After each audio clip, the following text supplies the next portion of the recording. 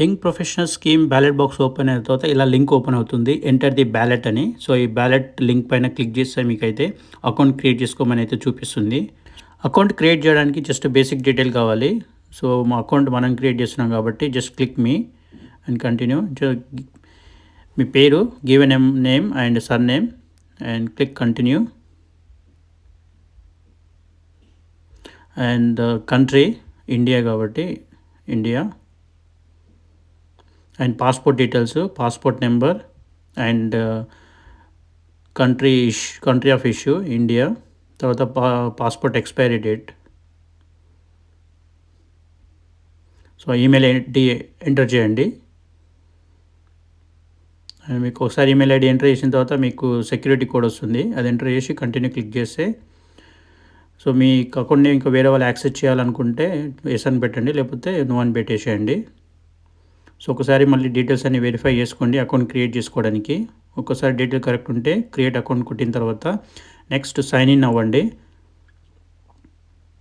Sign in pi click చేస్తే మనకు passport detail enter తోటి మనం సైన్ ఇన్ అవ్వాలి. Passport number already account create చేసినాం కాబట్టి పాస్పోర్ట్ తోటి ఈమెయిల్ ఐడి తోటి ఒకసారి ఈమెయిల్ ఐడి ఎంటర్ చేస్తే మనకు సెక్యూరిటీ కోడ్ వస్తుంది.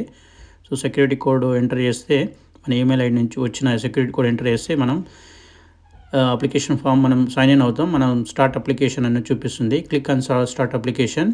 సో మనకు కిందికి డ్రాగ్ చేస్తే ఫోర్ కాలమ్స్ ఉంటాయి. సో మీకు ఇంకా ఇన్ఫర్మేషన్ కావాలనుకుంటే ఆడ అప్లికేషన్ పీడిఎఫ్ ఫామ్ ఉంటుంది. సో అది క్లిక్ చేస్తే మీకు అన్ని డీటెయిల్స్ ఉంటాయి అందులో. ఇక్కడ మళ్ళీ ఒకసారి కాంటాక్ట్ డీటెయిల్స్ వెరిఫై చేసుకోండి, మీ email ID.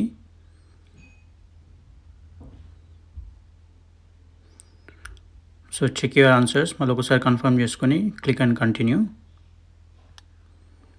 So next declaration. So ఇప్పుడు డిక్లరేషన్, సో మనం అబోవ్ 18 years ఉన్నామని డిక్లేర్ చేస్తున్నాం. Just declaration click and continue.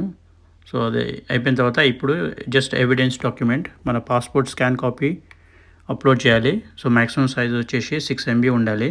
అది పీడిఎఫ్ ఫైల్ కానీ జేపీజీ ఫార్మేట్లో ఉన్న కాపీస్ అప్లోడ్ చేయాలి. Passport front page and last page. So PDF file front and last page ఒకే పేజ్లో ఉండి అప్లోడ్ చేయండి, లేదంటే ఇంకా ఫ్రంట్ పేజ్ ఒకసారి లాస్ట్ పేజ్ ఒకసారి కూడా అప్లోడ్ చేయొచ్చు. యాడ్ అనదర్ కాపీ అని క్లిక్ చేసి లాస్ట్ పేజ్ కూడా ఇంకోసారి నెక్స్ట్ టైం అప్లోడ్ చేయండి. సో ఇప్పుడు just click and continue. So ఒకసారి కన్ఫర్మ్ చేసుకోండి మీ ఫైల్ ఆల్రెడీ అప్లోడ్ అయింది. So confirm and upload. So now your file is successfully uploaded and click and continue. So last section వచ్చేసి submit your application. So మీరు బ్యాలెట్లోకి enter అయినట్టు.